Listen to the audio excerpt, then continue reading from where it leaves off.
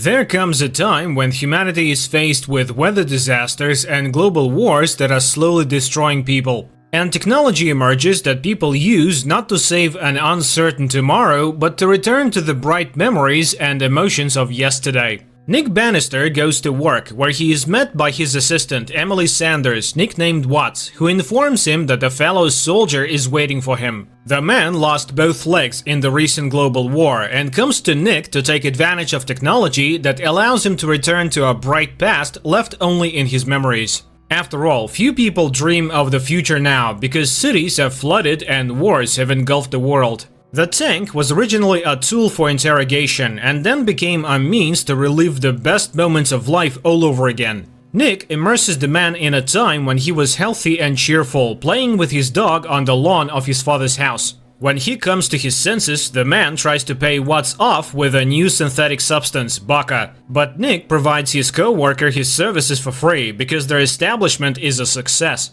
Who wouldn't want to visit the past and see their dear and close people and relive the best moments of life? But there are those who abuse the memories. One such person is Elsa, who comes almost daily to relive a night of love with a dear one. But one day, a woman comes into the establishment who has lost her keys on her way home. The woman introduces herself as May and immediately attracts Nick's attention. She is immersed in her memories, and Nick looks at the customer's day. The wake-up call, breakfast, and the keys May puts in her bag. She drives to work, to the club, and drops her keys under the makeup table. Watts wants to stop the memories, but for some reason Nick asks her to keep going. He sees a woman crying before going on stage, but picks himself up and goes to the microphone. He listens mesmerized to her voice, then turns off the equipment. After she leaves, Watts discovers May's forgotten earrings and gives them to Nick. As the sun rises, flooded Miami turns into a ghost town. It is so hot during the day that people have begun to live at night.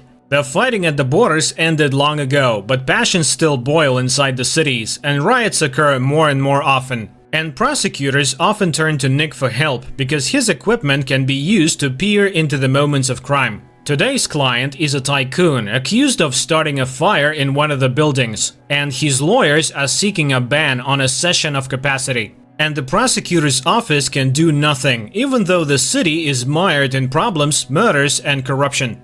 During the war, such tycoons bought up dry land for next to nothing, and the settlers had to survive as best as they could. The day would come when the ocean would take everything, but for now, the flooded city could still be home. Nick comes to the club and finds May. He gives her the earrings and asks her why she cried before the show. The woman confesses that she always gets nervous before she goes on stage and offers to walk her out. A close relationship develops between May and Nick, but one day the woman disappears without a trace.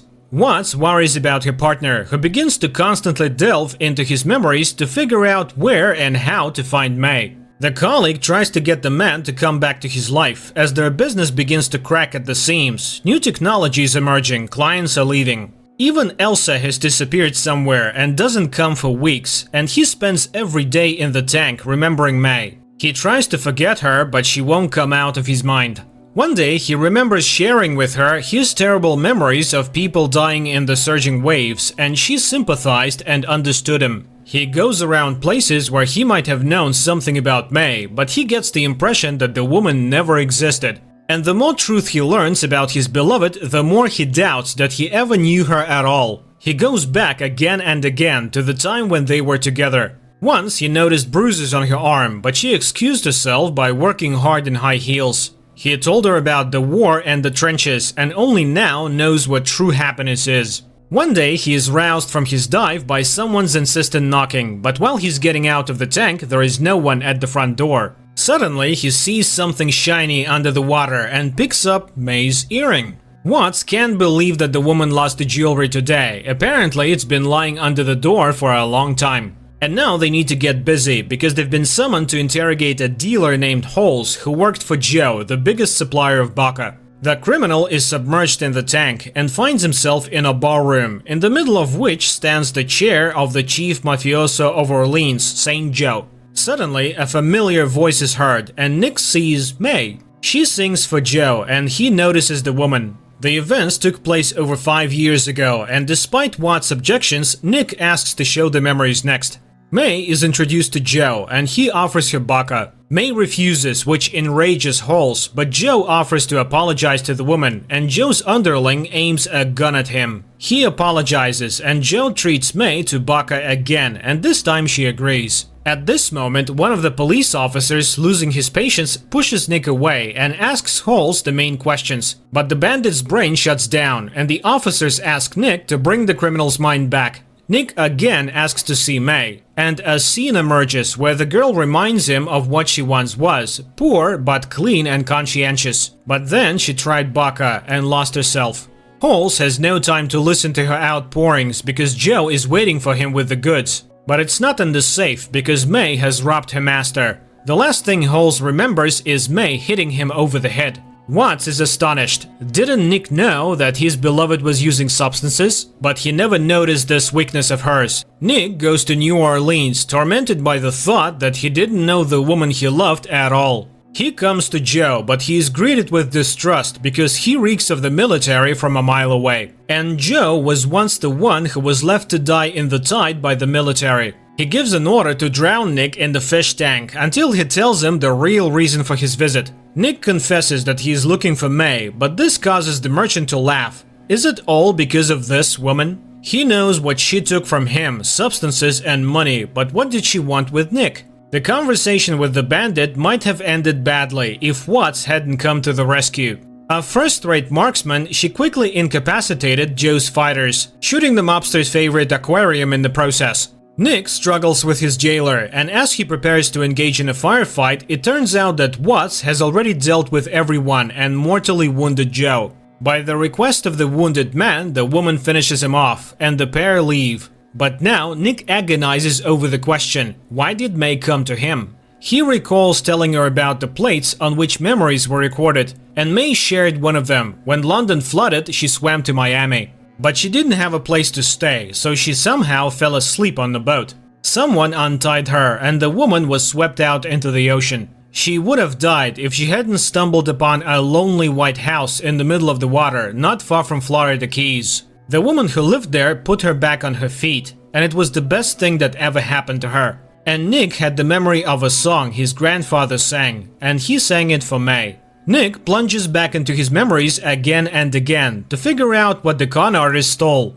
Watts can't understand his obsession. What does he have that May went to imitate the relationship for? Watts recalls May's last visit.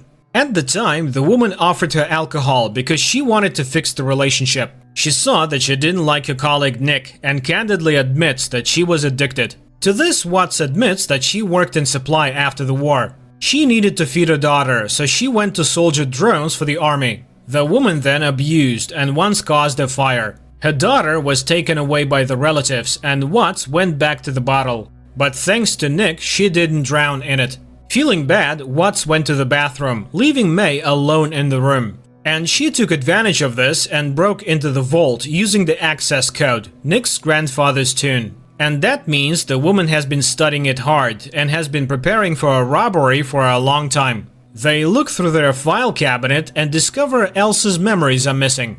Nick goes looking for the woman and learns from her friend that Elsa was murdered and her baby boy is missing without a trace. The red-headed friend who took the boy was with the killer. Nick is increasingly plagued by the question, who was May really? A con artist? An addict? A murderer? Nick checks all the clues that might lead to May, and one day he is attacked by a man who, after beating him, advises him to forget about May, as she did. Then he calls someone with the message that Nick won't bother them anymore. Watts manages to identify the attacker, a corrupt cop from Joe's entourage. They go to the prosecutor's office, but on the way they witness a disturbance. The land tycoon is dead, and the people who had hoped for relief learn that everything goes to the rich man's wife and son, and they have no intention of changing his policies. It turned out that Nick was acquainted with the rich man's wife, and seeing her reminded him of a clue that had long plagued his subconscious. The man from Elsa's memories was none other than the tycoon. And Watts finds data on the policeman named Booth who worked for the tycoon. Nick recognized him because the rich man's wife, Tamara, had once approached Nick as well, and then the rich man said the same words that Elsa had later said.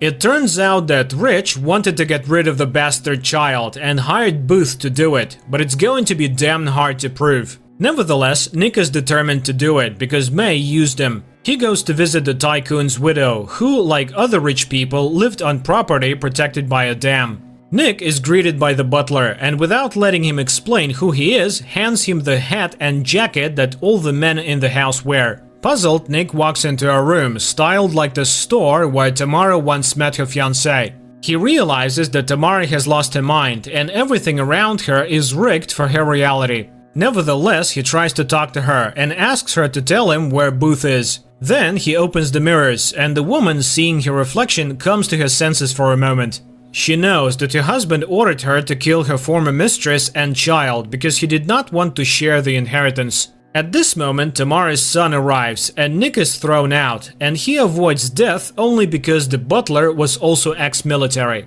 After remembering Tamara's reservation about human scum, Nick goes down to the old factory where those who have no place in society gather. Seeing a woman who looks like May, he follows her and finds Booth, who taunts him. He and May are people from another world and he will never find her. Booth jumps out the window and Nick runs after him. They meet on the roof and start a fight, but Booth jumps over to the next building. Nick repeats the trick and catches the bandit. They fight again until they end up in a flooded music room. And then Booth, along with the piano, falls through a hole in the floor and sinks to the bottom of the ocean. Nick dives after him and frees him from the piano, but Booth hits him and Nick begins to sink while the bandit floats up. Nick sees May and hears her voice. Immediately he finds the strength and swims out to grab Booth, who was not expecting it. He plunges him into the tank, intending to find out the whole truth. He sees how Booth and May met in Miami. It was then that he hired the woman to find Elsa's memories. May met his army friend, and the latter, over Baca, spilled everything he knew about Nick. He even whistled his friend's favorite song. It turns out that the woman knew and had everything in mind. All this time, Nick was just a target. But in an instant flashback, he suddenly discovers that May was resisting her because she was genuinely attracted to Nick. That's when the bruise on her arm appeared. And after she brought Elsa's memory tapes, Booth confessed that he intended to get rid of the woman and her son. That's when Booth killed Elsa, but May managed to intercept the boy and put him on the boat. She rescued the child and escaped from the murderer. May then went to Nick's house, knocking on the door, but she was already waiting for Booth, who promised to kill Nick if she did not go with him. That's when May dropped the earring, hoping Nick would find it.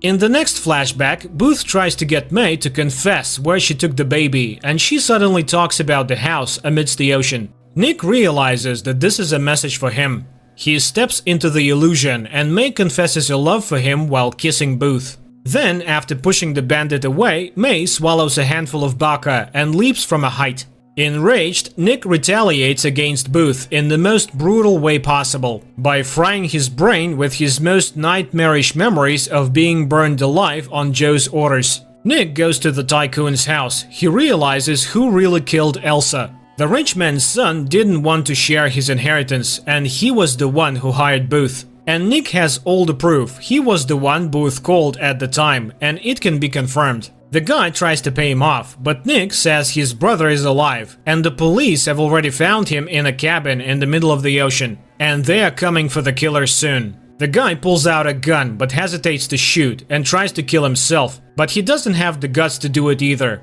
Nick goes to Watts, who now works at the hospital, and confesses to killing Booth. He hands over the records of Elsa and May's murders and asks that it be given to the prosecutor's office. He regrets missing out on many good things and asks Watts to find her daughter and be with her. The news of the tycoon's son's crime was the last drop that overflowed the cup of people's patience, and a riot broke out in the town. But Nick withdrew from it all into memories, reliving again and again the happy moments of meeting May. Now elderly Watts and her granddaughter often come to his receptacle, while Nick tells May the story of Orpheus and Eurydice.